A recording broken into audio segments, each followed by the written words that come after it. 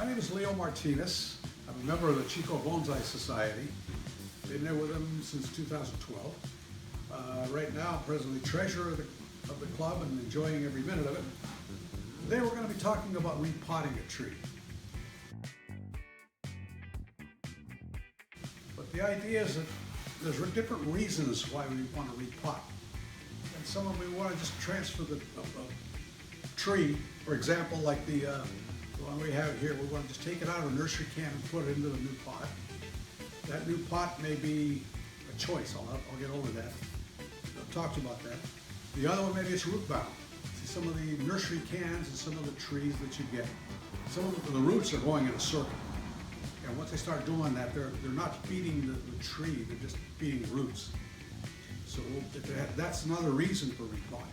Another one, sometimes the soil is packed and the soil becomes dead, it becomes washed out. So you want to put new soil in it. So that would be a repotting reason. And if it's unhealthy, the poor drainage on the tree doesn't drain. The idea there is to take it out of that pot, clean the roots, and repot it into some new soil or new medium, so it'll have a new growing medium, so those roots can start to take hold, and actually it enhances the health of the tree.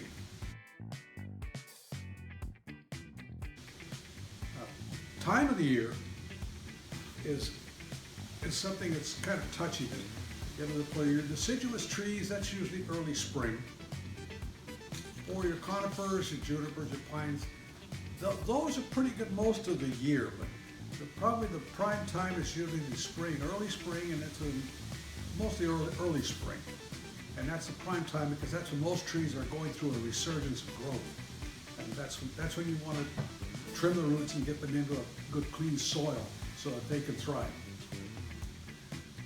Now the spring is right for most species, and like I said, if you look at some of your evergreens, they're still alive. They go dormant, but they're still alive, they're still growing.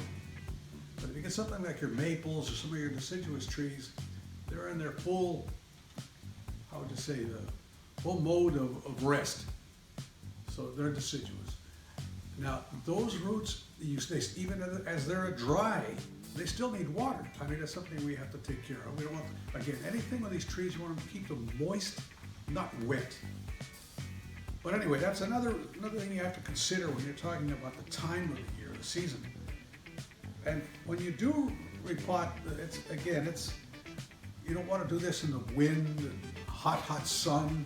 You don't want to be doing that because when you have those roots exposed, they're very, very fragile and they'll burn off just before you know it.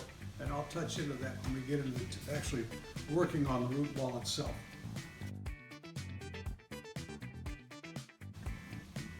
Now let me talk about tools and materials. Let's talk about repotting. Well, what do you need? What do you have to do the repotting? Well, number one, you need another pot. Well, we'll get into that in a minute. There's different pots. But the tools themselves require nothing really special.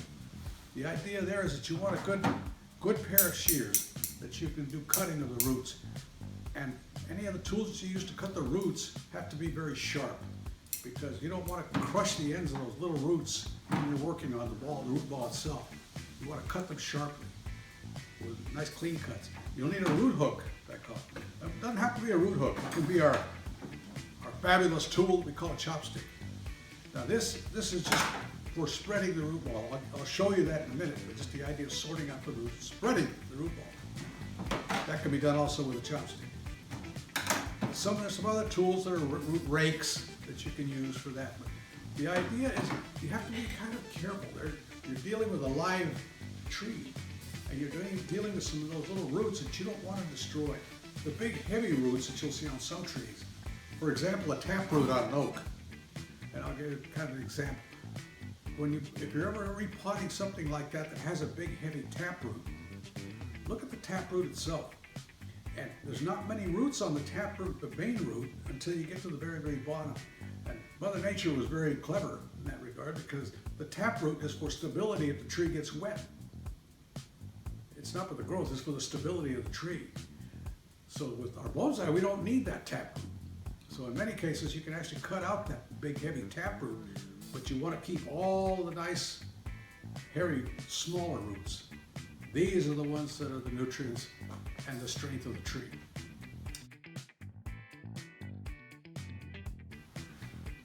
Now, the pots themselves, we have to look at different pot styles. What do you want to do with it? Is it going from one nursery can, like this thing, into another pot? Is it ready for a bonsai pot? Maybe. It's still a bonsai in training. This one was heavily wired and trimmed up. This is a Procumbens nana, Japanese garden juniper, and this thing was a hairy bush. Now the idea with that was, once it's all trimmed, it's still fragile, because these trees go into kind of a state of shock when you do that much trimming and wiring on them. So this one has been sitting back in that nursery pot for about a month or so. And it's probably closer to 2 months. But the idea is to leave it alone, let it reestablish itself and gain its strength again before you actually start repotting. If you try to do this, all the cutting, trimming, and else, and the actual repotting right at the same time, you could stress the tree out. It might hurt the tree, it might kill it. But the idea is you're dealing with a live tree, don't forget. Now the pots themselves, there's different types of pots, different styles, different materials. The pots I have lined up here, you see what they are. There's all different types of pots and sizes of pots. Now for a small tree like this little one that we're going to do here today, the pot itself doesn't have to be very large, but you have to find a pot that's going to allow some sort of depth for the plant to survive. Now the ideal rules of bonsai, if you're going to become strict at it, the depth of the pot is supposed to be about the thickness of, the depth is equal to the thickness of the trunk of the tree. And so think about that, that's fine if you live in some mild climate somewhere, but when you're looking at the heat here in Chico at 110 degrees, and you have a pot that's an inch deep, that's going to dry out pretty fast. So the idea is we try to go here, especially here in Chico, we're still going with bonsai pots, but we're going with a little more depth. And that depth is essentially actually for the health of the tree and its survival.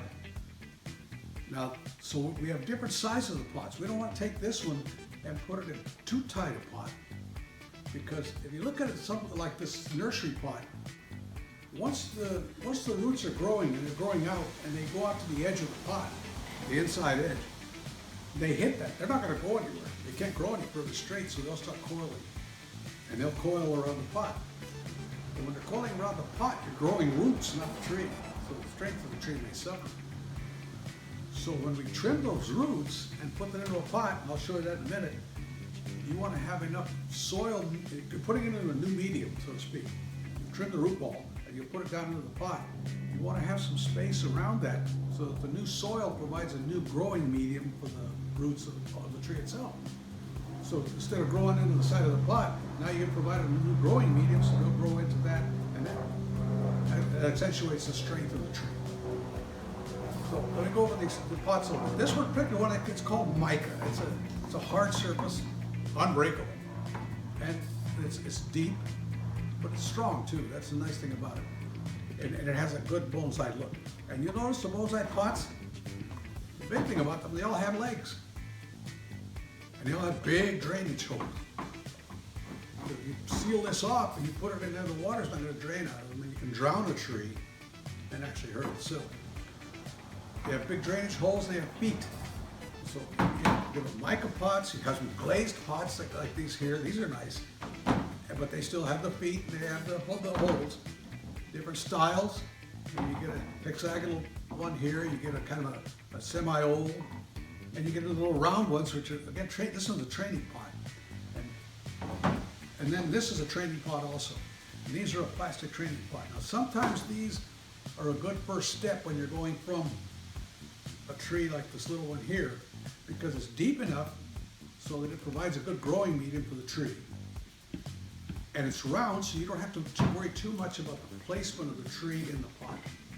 So this is an in-between step. But in this one, I think I'm going to go with the in-between step on this, because this one still has some growing to do before we get the wire off and that type of thing. Now the other thing, just before we get into the actual repotting here, Another thing with the tree itself, what you notice that it's still in the training pot. Well, I do the wiring and the heavy cutting while it's still just there, just pulled out of the training pot and put back in the training pot, because you don't want to completely mess up the roots when you're doing all that work on top. And if you wait to do all your wiring and any of the other work you're going to do on the tree, and you put it in the pot, now you're trying to rewire it, and here you've got all these new little roots out there, and you're just working them, and you're just breaking all the roots. Now so this, sometimes it pays to take your time, and I always use the analogy that bonsai is like golf. There's nothing fast about golf, and with bonsai there's nothing fast about bonsai. Take your time. And it goes back to the old adage that measure twice and cut once. And that's a pretty good thing to remember when you're dealing with bonsai. So I like, even with the pots, you think, well, do I really want this pot or do I want this pot? Do I want color or do I want the more traditional pot? So see, you always have a choice. Again, we're in no hurry. Okay, now let's see. The first thing we have to do with these pots is to cover the drain holes. Now the drain holes, you can see they're pretty good size drain holes on these guys. Now the idea with those, if you don't cover them, you're going to get everything, all your soil and everything falling out of the bottom of the pot. So we use a screen mix. Use a plastic screening mix. You can get these anywhere they sell the bonsai supplies. Another one that you might use, that I use sometimes, and it's if it's your local hobby store, whatever it would be, whether it's Hobby Lobby or Michael's or whatever, there's some of the screen that they use for needlepoint. Other than sheets, they're 8.5 by 11, and it's the plastic screening. And sometimes that's handy because it won't deteriorate like it would if it was a metal screen. And it's easy to cut. You can cut it with your scissors. But the idea is to take these and cover these holes. And you cover them from the inside. And the way I do that is just with a piece of wire, your bonsai wire, light wire. And I don't get fancy with it. I just make it look like a big staple. And wire that into the bottom of the pot. Put it through like this. And then from the inside, put it through, and then bend your wire on the outside. Now what that does is that secures that in there so that you can pour your good soil and everything in. It holds the soil in, but it still drains. And drainage is a key thing. Now we do that on both of our holes in the pot. If it's a single one, you just do a single pot. You know, those funny looking wires out of here. Now that's something else. While we're preparing the pot, we want to prepare it so that we have some way of tying the tree into the pot, anchoring it into the pot. As an example, what if I just stuck this and put it in the pot and put some soil on it? And my neighborhood cat comes over and runs by it and knocks it over and falls on the side and the tree falls out.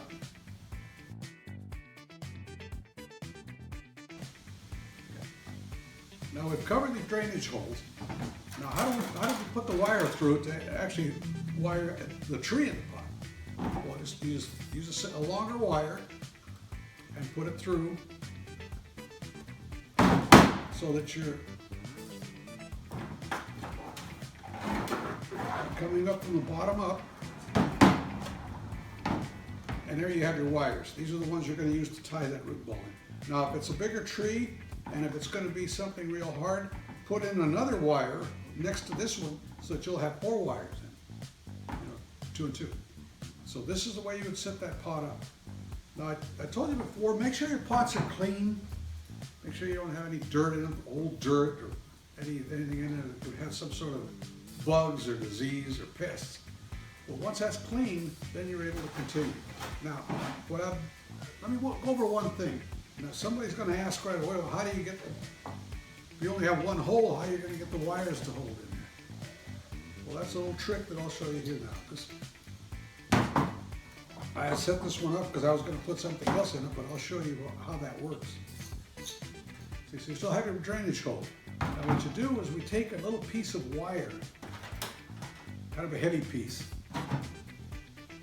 and just use it like a T,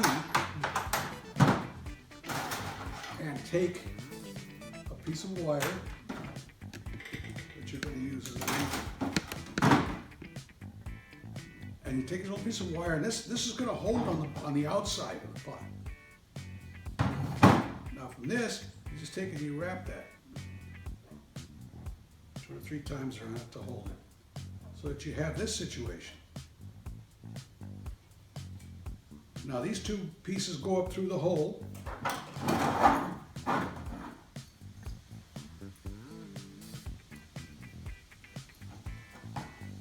And this little cross piece is essentially a T that holds that, supports that wire. So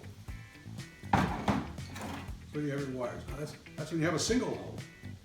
And you'll find that a number of times you will. There are some pots also that have a separate set of holes just for wire.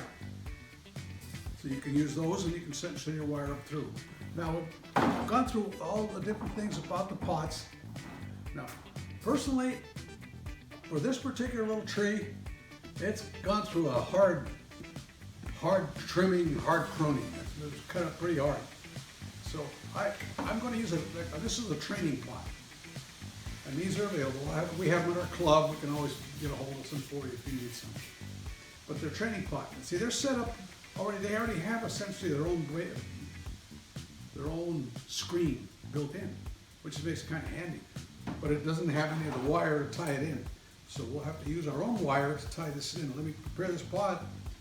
Then we'll get into the. This one I'm going to use 2. So I have 2 pieces of wire. Now this is just another little trick I take. Now when you're using 2 pieces of wire like this, so in order to keep them from flopping around, what I do is just twist them together right in the middle.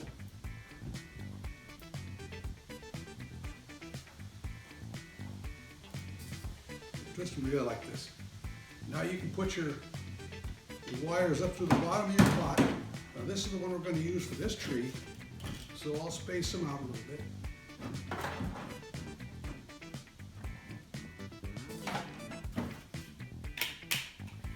See, so that just holds them together on the bottom. Now we have them up through the inside here of the tree. Okay, so now we're ready to pot.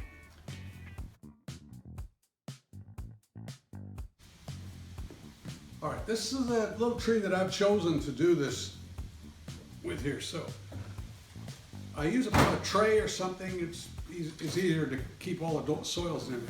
So it's been wired already, and like I say, wired quite heavily, so it's gone through some stress already. So what I'm going to do is just loosen it in this nursery container. Now these things get roots going all over the place because they're fed heavily when you get them in a nursery. They're just growing. And traditionally these are a nursery shrub or a landscaping shrub. So this one here, now we'll style this out so it's kind of a little semi informal upright. Has a little bit of gin where the branches were. There's an old one here, another branch. You notice that I've cut out a big branch here. And there still has to be some fine wiring as it grows, but right now we just want to get it into a pot so that it will continue to grow. So, all right, first thing is to get it out of that pot. So this thing has roots to no end here.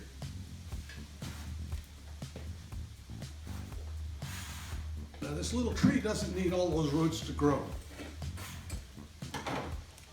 So what I used to start with, I use my chopstick. That's just, for me, that's the easiest. The idea is to start moving all this soil out of here. This is all and cleaning this around the roots around this trunk.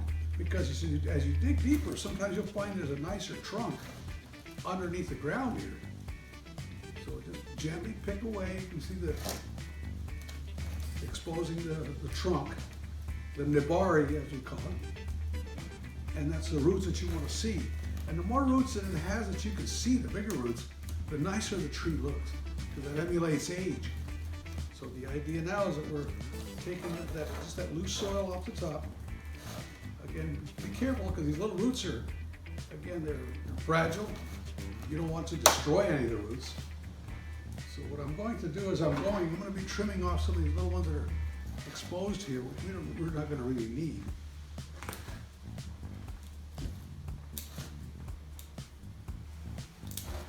Now, anything you use to cut the roots, use something very sharp to cut the roots. You don't want to squash the ends of the roots because that impacts the strength of them. See, so right now I'm just pulling off the soil.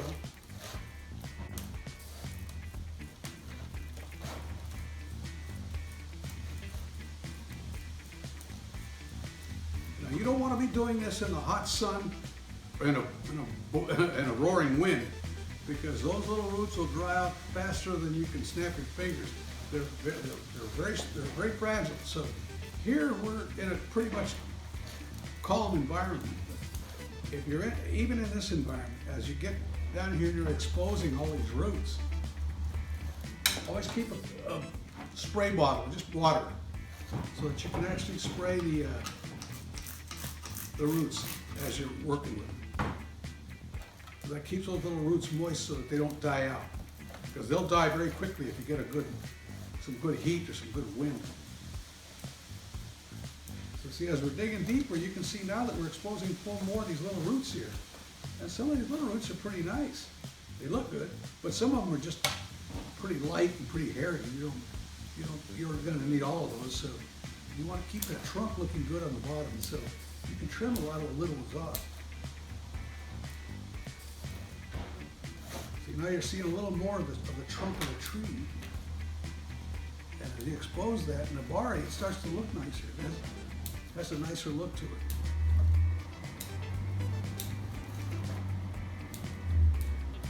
Yeah, see, there's still, so there was still trunk was still underneath there that we haven't seen yet. So now it's starting to look a little bit better. You see that? Got it trimmed out there a little bit where we can see what we have now. Now the next step is, if you look at this, the amount of roots down here, do you think all those roots are needed for that little tree? Probably not. So the idea is that we want to get these roots trimmed off. There again, sometimes you can get them off and just cut them off. But I find it's a little easier to just take your chopstick and just work through it like this, or your root hook. If you have a root hook, you can use a root hook. And just comb those roots out. There's a lot of good rooting in this one. See, so just comb those roots out.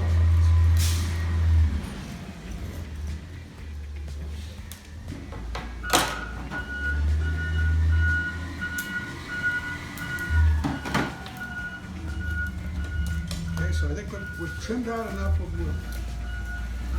We've combed out those roots.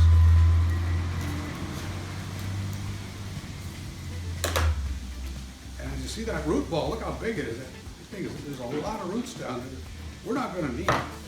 But there again, just kind of pry them out, keep combing them out. Now this one's not quite root bound in the pot, because some of them are really terrible. And those roots are just going round and round and round in there. It's just a mass. Well here, these are pretty good. So see, we're taking some off. But look at all these roots down here. All that, we don't need that mass. Now, in the nursery cans, they've usually used a pretty good soil to grow them, because they want them to grow fast and be healthy. So, it's probably not going to hurt it when you're putting it in your own pot, because you're going to be using a nice soil anyway, a good soil. And you can see that root ball how it just kind of starts to separate. See all that? Just keep combing those roots.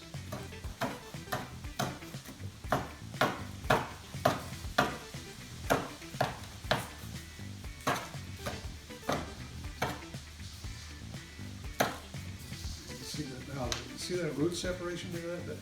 Those are all unnecessary, really. For that little tree, do you think that needs all those roots? I don't think so. See, so it looks like we're going to be able to probably remove this lower portion of it down here, this part. So in this case, this is where it pays to have some good, sharp, heavy shears. I mean, you can use your pruning shears, but it's gonna dull them up pretty good. You wanna use, if you're gonna use good sturdy ones, but good sharp ones. And you just cut that root ball off.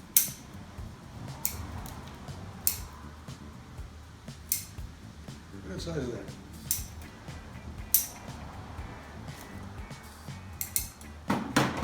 Now you comb it out a little more. You gotta be careful with this. You don't want to hurt those roots. You're just kind of combing them out. Those little hair roots. That's where all the nutrients for the tree are picked up. See, this particular species doesn't have a taproot. So some of your deciduous trees will, but these junipers usually don't. So now what you're doing is you can see, you can feel it's hard inside there too. That's where the soil was compacted underneath that. So when it gets compacted like that, the water doesn't soak in around the roots. It runs away from them to the outside of the pot and will drain, but it won't fertilize the roots or water the roots. And again, that's when you fertilize, and all those nutrients that are in your soil, you want it to get close to the roots. You don't want it to just run off. So even with this, even with all the roots I took off, there's still more. See? So this is going to have to go in that little pot. So we can afford to have some roots. Now the ones you want to trim off, see this hard ball in the inside here? That's what gets compact, right in the center part of the root ball. And that's the one you want to get, so that you can spread the roots out so they'll flatten out to make it a bonsai.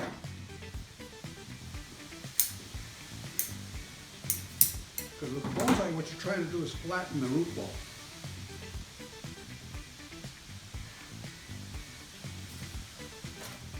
So if you take some of that middle part and clean it out, then you can spread the roots. Now, I'm not going to take much more off of this because we still want to have a pretty healthy tree in here, so we want to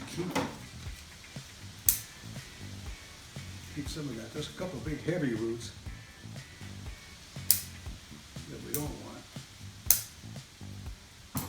See, this is, now if there was a tree that had been really stressed out, maybe unhealthy, you may want to take it out and just wash these roots off with a hose. Clean them out totally. Now this one seemed like a pretty healthy one, so it probably wouldn't have to because it was fairly loose under there. It looked pretty good. So now we'll keep that as our root ball, our root structure, because we have enough leaves here, roots, to support the growth of the tree now.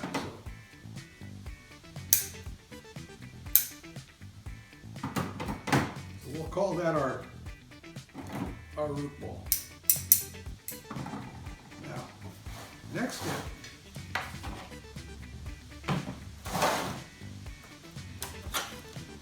Next step is to take that root ball now, the purpose of our whole seminar here is to take this root ball and put it into the pot. See, that'll fit right. Now, what am I doing now? See, it's moist, but there's a breeze, so I still want to keep those moist.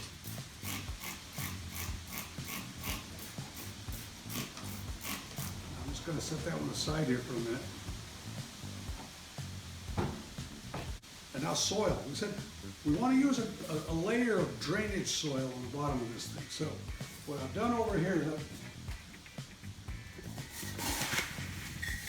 this is red lava.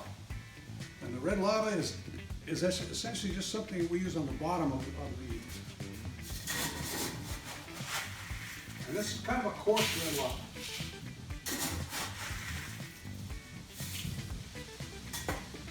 I just put a layer of that, maybe, it's about a ½ inch deep, along that whole bottom in there, so it allows for drainage, so the drain holes don't get plugged up. So that's one part. Now the next part is the actual soil itself. Now this soil that I'm dealing with here is a mix. This is about 50-50 akadama and good potting soil. Now say a good potting soil, this is an organic potting soil the Fox Farm makes, but there's other makers too. Just a good organic soil. And you mix that with akadama, which akadama is a kind of a pumice, Japanese pumice. And what you want are clay, fired clay. But the idea is it breaks it up so that it's porous and it'll drain. So that it'll allow your roots to adhere to that and grow between.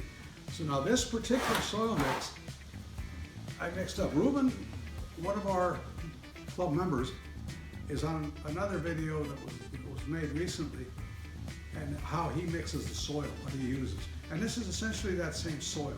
And everybody, it's just like anything else, it's a recipe. Everybody has their own. But the thing to remember, it depends on where you are. You know, if you're in a real cold region, you have to be careful. You need something that'll take and hold and keep water.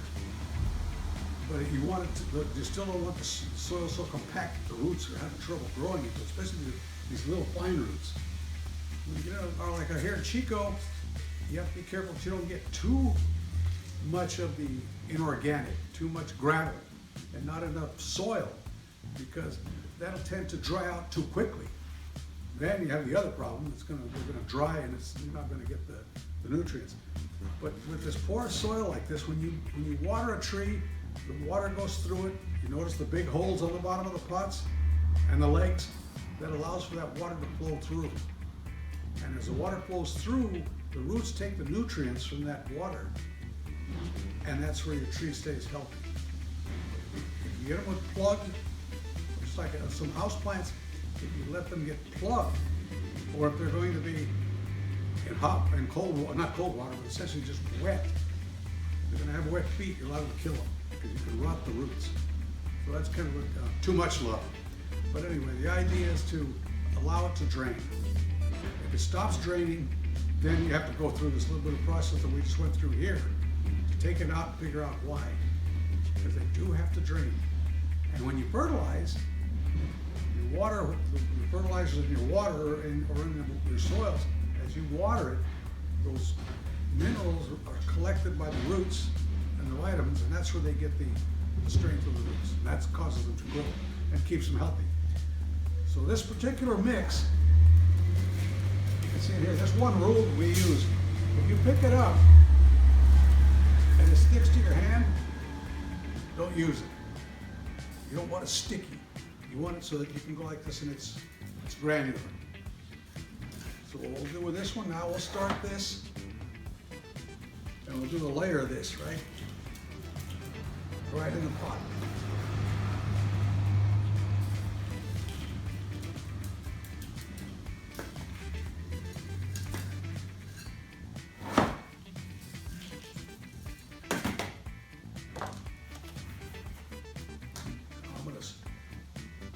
Switching here pretty soon. Now we take this now and we've combed it out as best we could, so that we want to set this, so make a little mound in the center of your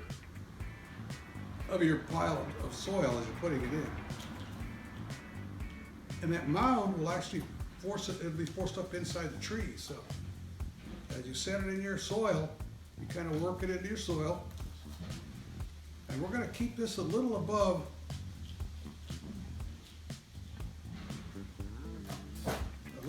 the level of the pot.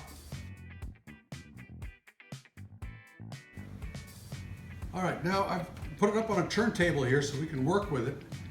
And what I'm doing is wiggling this little tree into that soil, so it's about where I want it.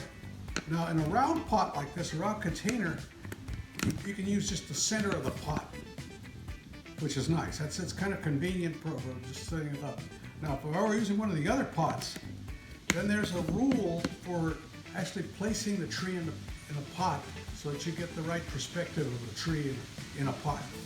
For example, if it leans one way, you'll want that to lean over the longer part of the pot, so you offset it a little bit. But in this particular round pot, you don't have to worry about the offset, because it's going to be pretty much right where it is. Now, I just set it in on top of that soil. Now, all these wires that I put in, I'm going to use to start tying this into the pot. So, what I'm doing is I'm going to run this over the root ball,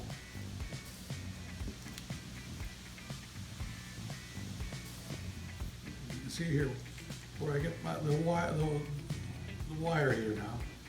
It's over that root ball. And what I'm going to do is start twisting this wire. This end is just clamping it into the soil. Now the other one, going the other direction,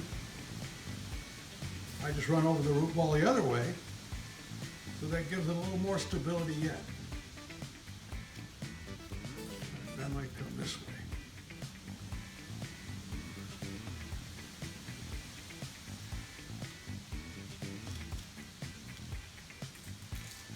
And just twist that wire to hold it into the pot. All you're doing is kind of clamping it into the pot. And see, already you can see this fairly sturdy in the pot, and you can see that this is the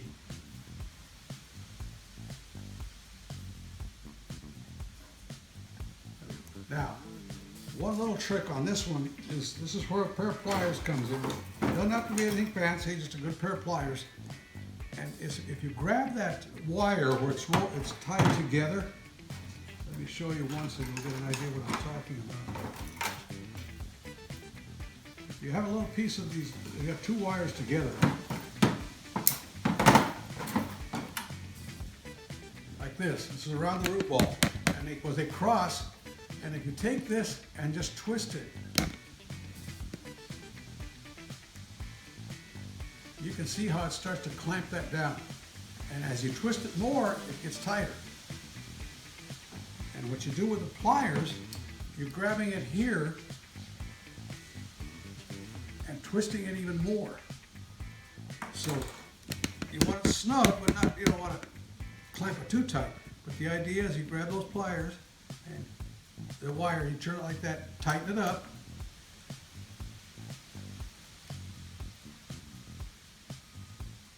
And I always use the old adage is that you pull and twist. And pull and twist.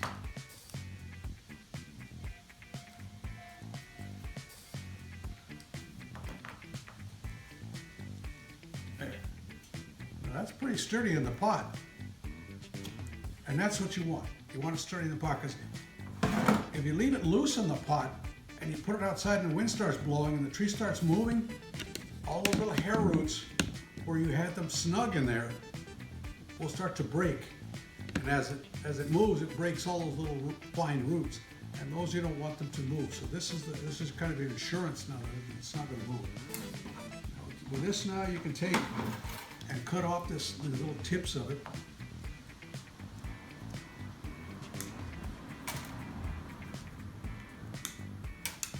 And push those little things down in, to get them underneath the soil. Now, see, it's nice and sturdy in that pot. Now, our next move is to continue adding the soil.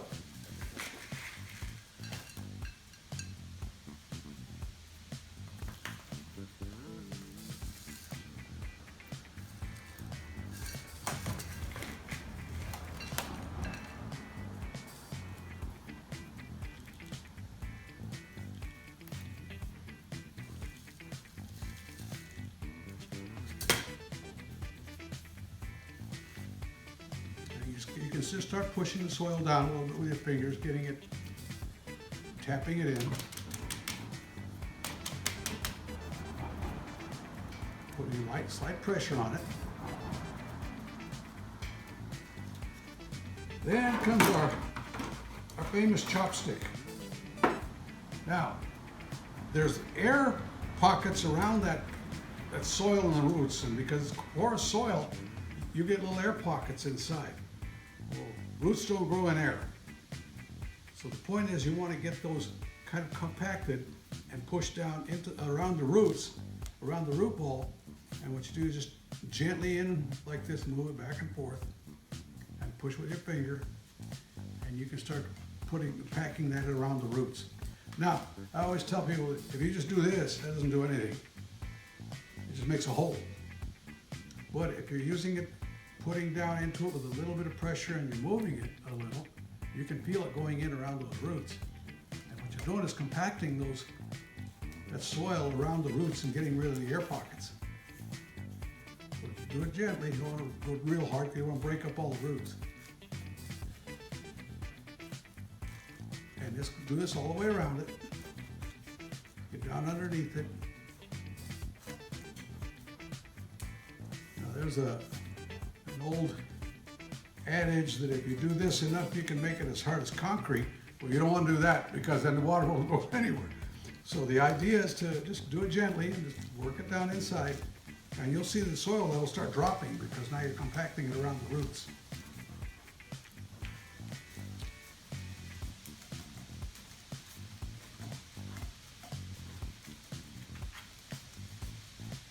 And that's good and sturdy in that pot. Now see, I can feel it.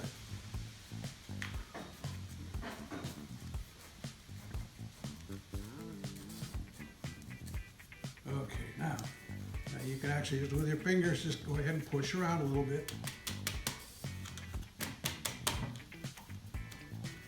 Make sure it's compacted. And let me see if I get a little more soil.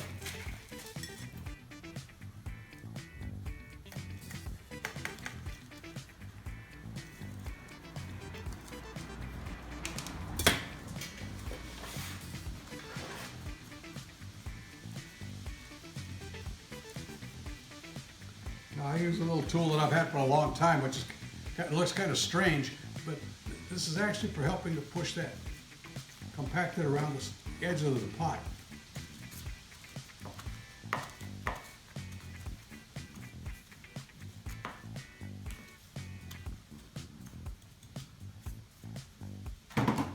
Now, you want to make sure you leave a lip on the inside of that pot so that when you water the tree, it'll hold up on this thing and not just run off. Because if the water holds, it'll drain down. If it's too tight and too far out, it'll just run off the top. Now, at this point, I think it's to a point where we have a nice little tree. It's a tree in a pot. It's not quite a full bonsai yet. It's a bonsai in training. The idea being now that we watch this one now, this is a training pot. And it's nice enough to show though, because it still has a nice appearance. It is a bonsai pot. Now we still have a lot of wire on it. The idea now is to take this, and I'm just going to use a little water to spray the top, get any dust out of it.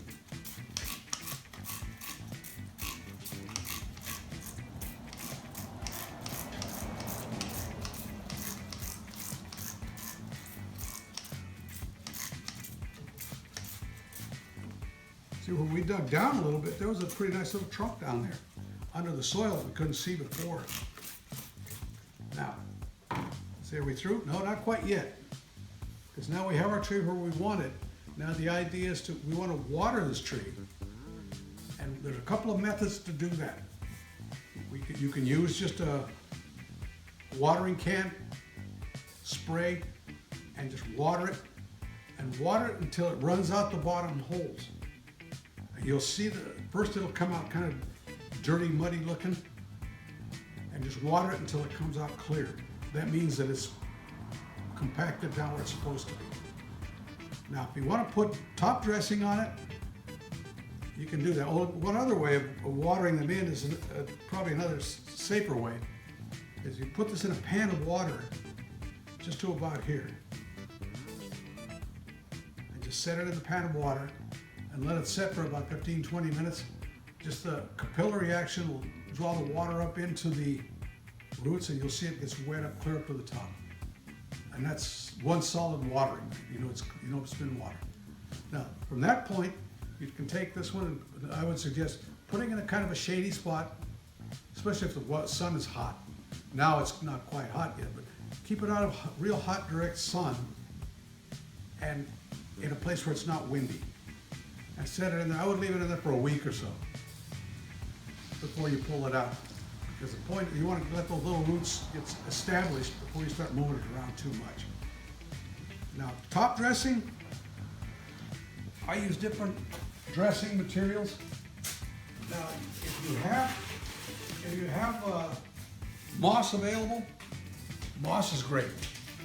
I just don't have any moss around here. Everything's dried up. But I just use a real small red lava as a top dressing. And I like that one because it keeps it from washing the soil away, kind of protects it. But it also gives it a nice look. I think it's more of a natural look. Soil is beautiful, but when it's available, you can use it. Just don't use Scotch moss or anything that's going to grow too fast because you can choke off a tree. But just a fine moss is great.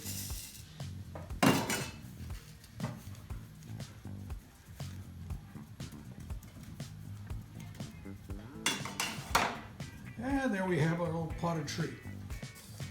Now, like I said, take this, put it into a nice, quiet little place and let it rest and recuperate. And it's still going to be a while before we can take the wire off of this thing, but probably another 2 or 3 months we'll be able to take the wire off, and then you'll still have a tree in training, but it's a nice little bonsai tree in training. This would be an informal upright is what we have. So, and this is a Procumbens nana. It's a Japanese garden juniper. And that's about the extent of the potting. Now, there's different levels of potting now. If you're going to a mature tree, that's something we can work on later. That might be another video that we do when you're dealing with something that's a large tree in a large pot, and you're doing a much more heavy root pruning on it, and that's different. But that's still going to be something that'll be done in the early spring. So anyway, good luck on your next repotting.